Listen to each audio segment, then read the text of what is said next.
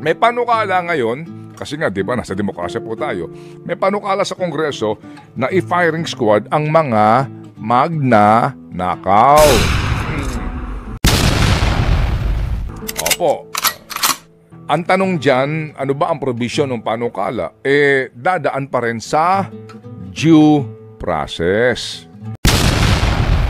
May panukala ngayon, kasi nga di ba nasa demokrasya po tayo, may panukala sa Kongreso na i-firing squad ang mga magnanakaw. Opo. Ang tanong dyan, ano ba ang provision ng panukala?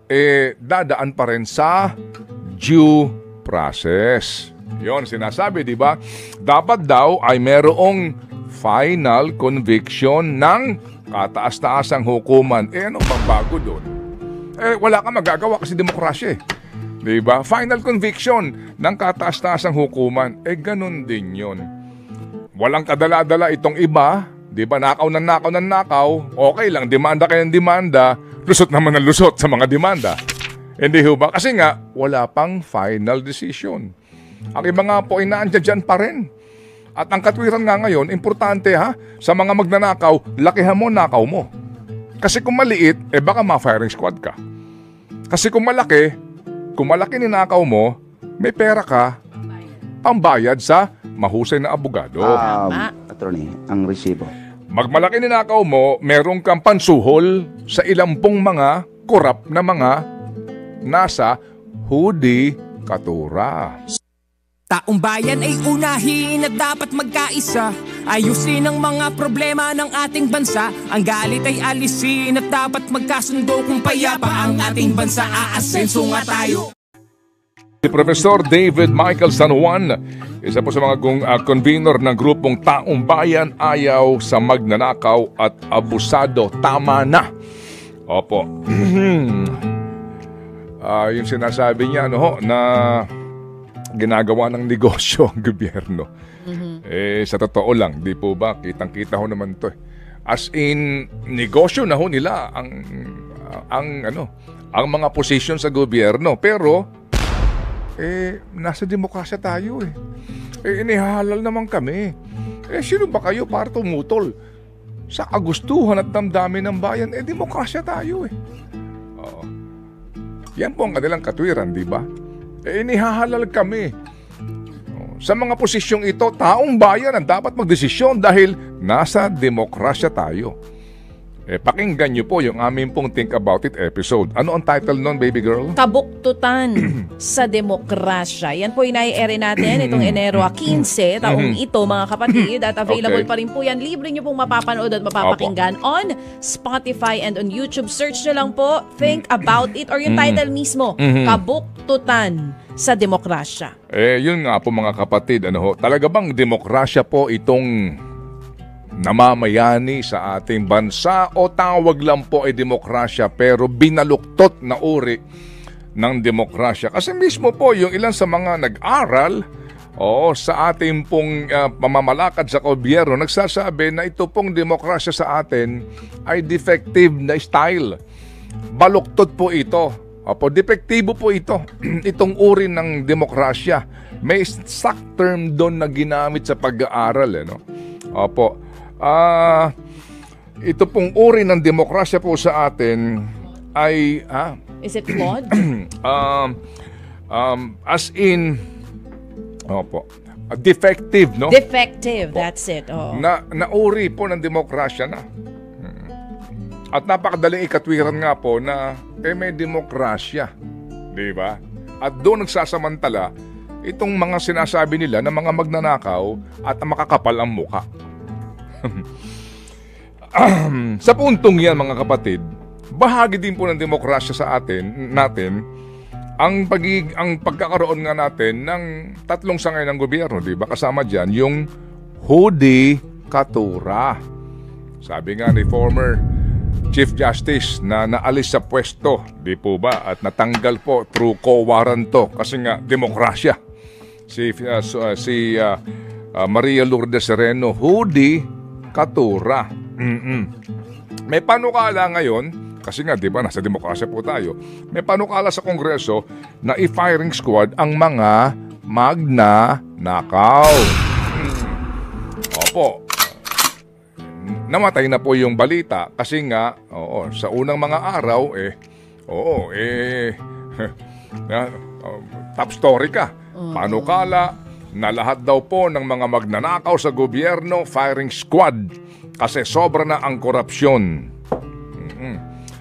Ang tanong dyan, ano ba ang provision ng panukala? Dadaan pa rin sa due process. Yon, sinasabi, di ba? Dapat daw ay merong final conviction ng kataas-taasang hukuman. Ano bang bago doon? Wala kang magagawa kasi demokrasya. Di ba? Final conviction ng kataas-taasang hukuman. Ganun din yon. Kaya maganda po mga kapatid, i-connect natin yung isyong yan, na firing squad sa mga magnanakaw sa gobyerno. I-connect natin dito po sa mga magnanakaw at abusado.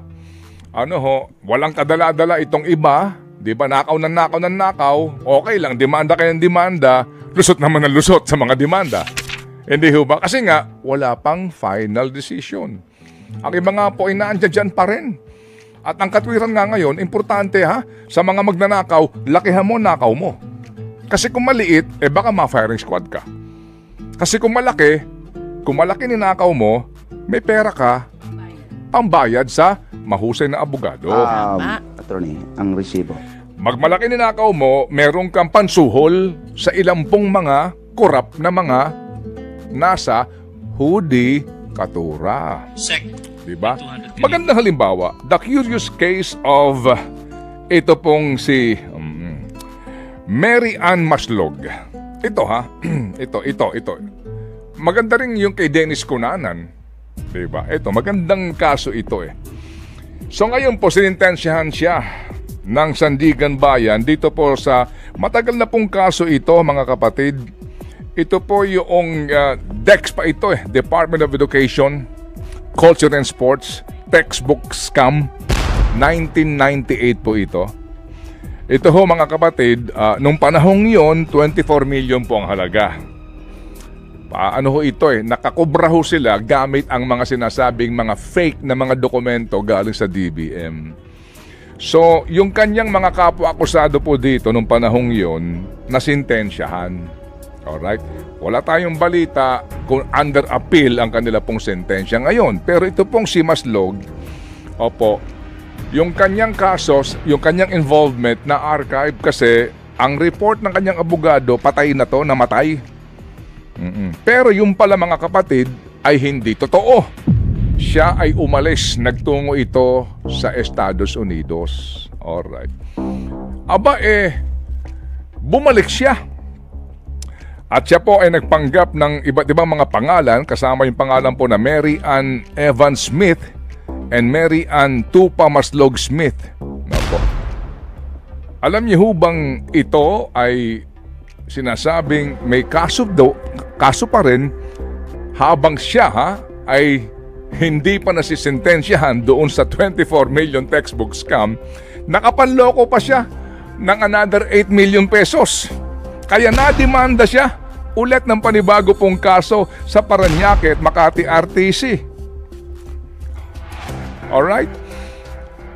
So meaning, meron na siyang kaso nung una and then nakapuslit siya kasi nga nagpanggap na patay na siya, bumalik ng Pilipinas, nakapanloko pa siya, and then, humarap pa sa Senado. Gamit naman ng ibang pangalan. Jessica Francisco, humarap siya. Di po ba? Lakas na loob Kasi nga, sa Pilipinas po, hindi pa tapos ang due process. So, yung NBI, ni-research siya. Ito yung tumakas buhay pa pala to. So, hinuli siya ngayon. Gamit po yung arrest warrant na pending. Pero, nakatakas ito sa NBI ng ilang oras Oo, nakapag-shower pa sa bahay. Kasi nga daw po, gumamit na naman daw ng peking dokumento para sabihin na pinayagan siya makapagpiyansa. Anyway, bottom line ngayon, meron na siyang sintensya. Sinintensyahan siya ng 6 to 10 years imprisonment. Pero hindi pa tapos ang kaso nito. Kasi nag-motion pa ulit, nag-apila pa ang kanyang abogado. Nag-apila pa, oo. Kasi demokrasya. Yes. Diba? We are in a democracy. Di po ba? Itong kaso ni Maslog ay isa lamang sa mga kaso po na napakarami ngayon sa Pilipinas pending. Yung pong nagnakaw na isang barangay treasurer, naalala ko, 37,000. Yun, malamang po hindi na mag-apela yun. Yung traffic enforcer sa Manila, na ilang libo po yung kanya sinasabing payola doon sa isang truck company. 27,000 pesos, parang mga ganyan. Opo. So, yun sigurado po, baka hindi na mag-apela yun. Baka yun po makulong, di ba? Kasi nga, ang ninakaw nila, libo. Pero ito hong mga milyon-milyon na mga ninanakaw,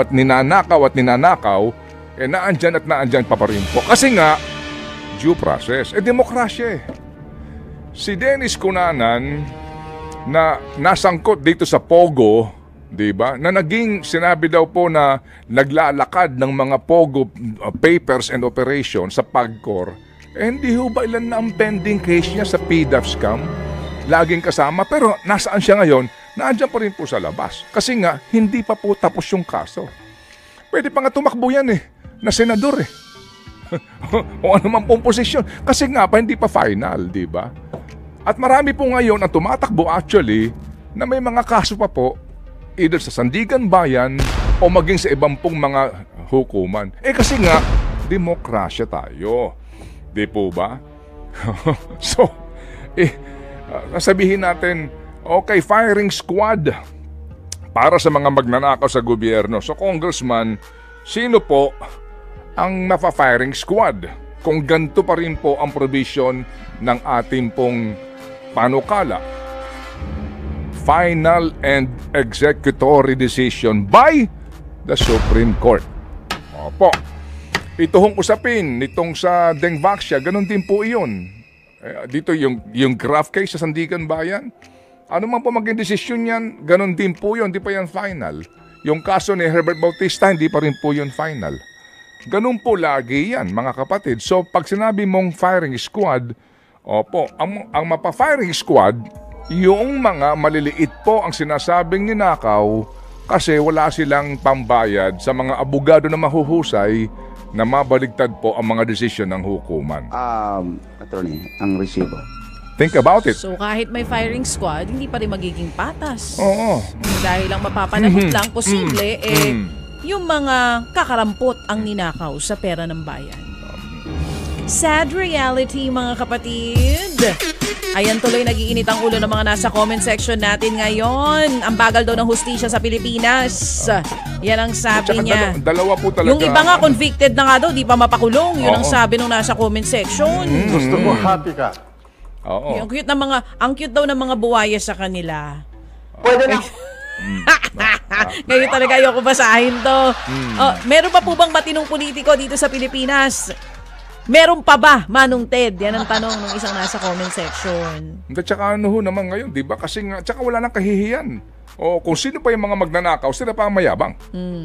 True. Di po? FM. Ganun ho talaga ang sitwasyon. Kaya nga, ang tanong dito, anong solusyon dyan, Ted? Alam niyo, di ba? Yung iba, wala na, cynical ka na, wala ka na makitang tama kasi nga po, ito hong mga ibinabalita natin ngayon, totoo namang kwento at nangyayari nga ngayon sa atin. Di po ba dito sa mga panawagan ng accountability, hanggat wala po talagang pagbabago na tunay. Ano yung sinasabi mong pagbabago? Mahirap man sabihin, kailangan natin ng reset. True FM. Naku, pag-reset, total shutdown yun. Di ba ganun sa telepono pag nagre-reset ka? Reset. Kasi tinatanggal mo talaga yung mga dating files. Ganyan sa phone Kasi, paano po? Dynasty. Sa saligang batas, bagamat klaro yung intent and spirit, kailangan daw ng enabling law. Sino ang gagawa ng enabling law kung puro sila dinastiya? So wala ka na magagawa dyan. That's for life.